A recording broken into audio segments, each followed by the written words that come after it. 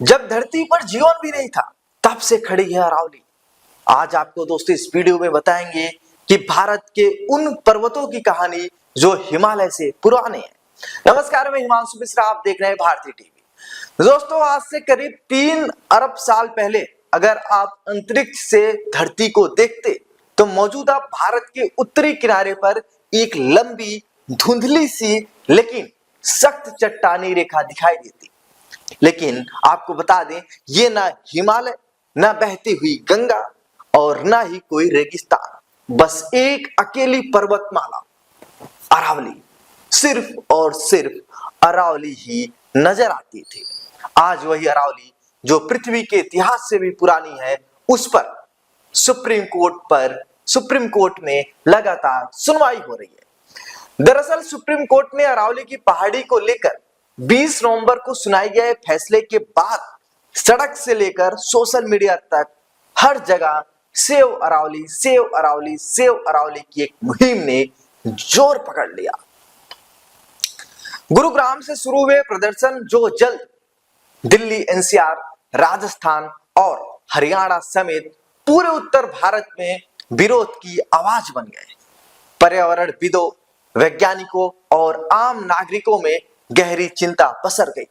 सवाल सिर्फ पहाड़ियों का नहीं है, बल्कि पानी, हवा, जलवायु, जैव विविधता और करोड़ों लोगों के जीवन का खड़ा हो गया है।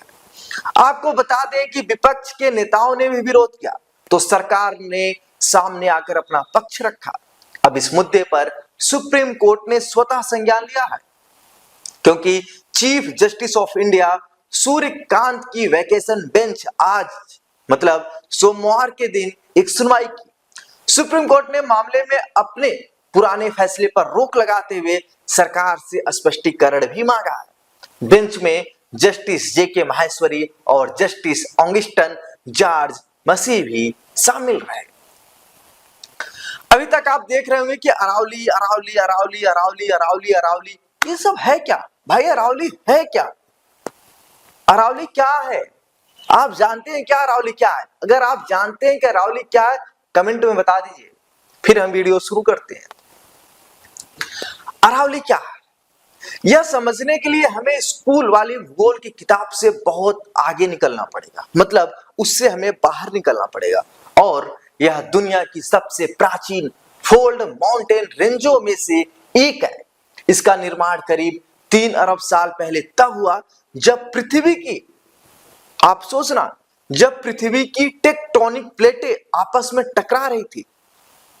जीवन समुद्र से बाहर आने की प्रक्रिया में था। प्लेट टेक्टोनिक्स के शुरुआती दौर में प्लेटों की टक्कर और आंशिक सबडक्शन से भारी दबाव और ताप पैदा हुआ, जिससे चट्टानें मुड़ी, उठी और इस तरह अरावली की पहाड़ियां बनी। यह पर्वतमाला करीब 692 किलोमीटर लंबी है। इस पर्वतमाला में 3 हिस्से हैं: जरगा रेंज, हर्षनाथ रेंज और दिल्ली रेंज। अरावली की एवरेज ऊंचाई जो है, मतलब जो एक औसत ऊंचाई है, वो 400 से 600 मीटर के बीच में है। सबसे ऊंची चोटी राजस्थान के माउंट आबू में है, गुरु शिखर, जिसकी लंबाई 1722 मीटर है। यह 4 राज्यों गुजरात, राजस्थान, हरियाणा व दिल्ली से होकर गुजरती है। इसका करीब 80% हिस्सा राजस्थान में है। आपको बता दें कि उत्तर की ओर बढ़ते बढ़ते लाखों वर्षों के कटाव के कारण पहाड़ियां नीची होती जाती हैं। दिल्ली पहुंचते पहुंचते अरावली की ऊंचाई कम होते होते लगभग मैदानों में तब्दील हो जाती है। यही वह जगह है जहां से अरावली की वैज्ञानिक पहचान और सरकारी परिभाषा के बीच टकराव शुरू होता है। पर्वतमाला का नाम अरावली ही क्यों? प्रश्न उठता है, आपके मन में भी सवाल आता है कि आखिर पर्वतमाला का नाम अरावली ही क्यों? देखिए, अरावली शब्द संस्कृत के अर्बुदावली से बना है। इसे राजस्थान में अरावल नाम से भी जाना जाता है। अब दिल्ली में अगर आपको अरावली देखनी है तो आप कहां जाएं? ये सवाल उठता है, क्योंकि मैंने आपको ऊपर ही बताया कि दिल्ली में भी अरावली है। तो प्रश्न उठता है ना कि अगर दिल्ली में अरावली देखना है तो आपको कहां जाना पड़ेगा? उठता है प्रश्न, आइए इस प्रश्न का जवाब हम आपको देते हैं। देखिए, दिल्ली में जवाहरलाल यूनिवर्सिटी अरावली की पहाड़ियों पर बसी है। राष्ट्रपति भवन, जिसे रायसीना हिल्स भी कहा जाता है, इसी पर्वतमाला की अलग अलग पहाड़ियों पर बना है।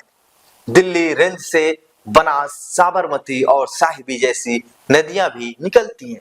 इतना ही नहीं, ये पहाड़ियां थार रेगिस्तान से आने वाली गर्म हवा और उत्तरी भारत को मरुस्थल बनने से रोकती हैं। गंगा यमुना के मैदानों को रेगिस्तान बनने से बचाती हैं। अरावली कई दुर्लभ जीवों का ठिकाना भी है, जैसे तेंदुआ, लोमड़ी, नीलगाय और मोर। टाइगर रिजर्व और रणथंभौर नेशनल पार्क भी इसी रेंज में आते हैं। प्राचीन इतिहास में यहाँ 5वीं सदी से खनन होता था, तांबे के औजार बनाए जाते थे, लेकिन समय बीतने के साथ समस्या बढ़ती गई, खासकर 1960 और 70 के दशक में, जब विकास के नाम पर अवैध खनन बढ़ा। अब आपको बताते हैं, आपको मैंने ऊपर बताया कि अरावली भारत की सबसे पुरानी पर्वतमाला है, लेकिन क्या आप जानते हैं केवल अरावली ही नहीं बल्कि भारत में ऐसी कई पर्वतमालाएं हैं जिनका इतिहास सदियों पुराना है। अगर आप नहीं जानते तो कोई बात नहीं, चलिए हम आपको बताते हैं अरावली की तरह भारत के अन्य पुराने पहाड़ों के बारे में। वीडियो को पूरा देखना, क्योंकि जानकारी बहुत महत्वपूर्ण है और यह जानकारी अगर आप यूपीएससी या सरकारी नौकरियों की तैयारी कर रहे हैं तो भी बहुत महत्वपूर्ण होने वाली है। देखिए, सबसे पहली पूर्वी घाट, जो 80 करोड़ साल पुराना है। अगर हम पूर्वी घाट का इतिहास की बात करें तो लगभग 800 मिलियन यानी 80 करोड़ या 8000 लाख साल पुराना है। पूर्वी घाट भारत के दक्षिण पूर्वी भाग में हिंद महासागर के तट पर मौजूद है। जो इसकी श्रृंखलाएं हैं, उड़ीसा, आंध्र प्रदेश, तमिलनाडु, कर्नाटक और तेलंगाना राज्यों से होकर गुजरती है। पूर्वी घाट का सबसे ऊंचा पहाड़ अरमा कोंडा है।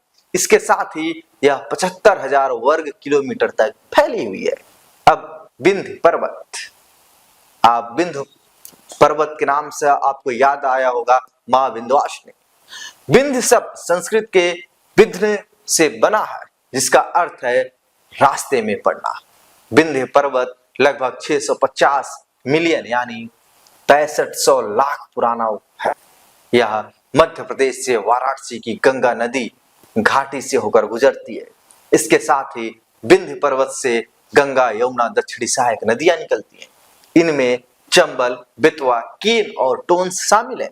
ये पहाड़ियां आकार में तो छोटी होती हैं, लेकिन बहुत भारत के किसानों के लिए फायदेमंद होती हैं।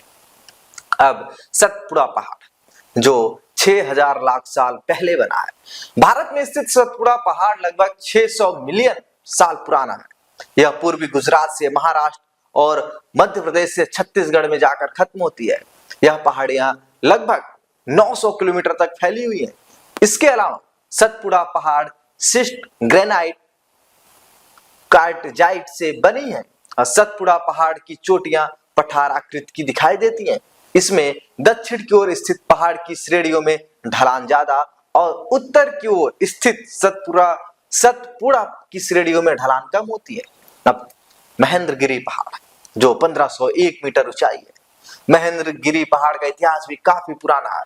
महेंद्रगिरी पहाड़ का वर्णन पौराणिक कथाओं जैसे रामायण और महाभारत में भी मिलता है। इस पहाड़ की ऊंचाई 1501 मीटर है। यह पहाड़ ओडिशा और आंध्र प्रदेश में स्थित है। महेंद्रगिरी ओडिशा की दूसरी सबसे ऊंची चोटी है। साथ ही यहाँ 600 से अधिक पुष्पी पौधे और औषधि जड़ी बूटी मिलती है। इसके साथ ही साल 25 नवंबर 2022 को उड़ीसा सरकार ने महेंद्रगिरी पहाड़ को जैव विविधता विरासत घोषित किया था। दोस्तों, ये थी अरावली के साथ हमारे देश की पुरानी पर्वतमालाएं, जिसके बारे में आज भारती टीवी पर मैंने आपको बताया। दोस्तों, ऐसी जानकारी के लिए आप भारती टीवी को सब्सक्राइब कर लीजिए। नमस्कार।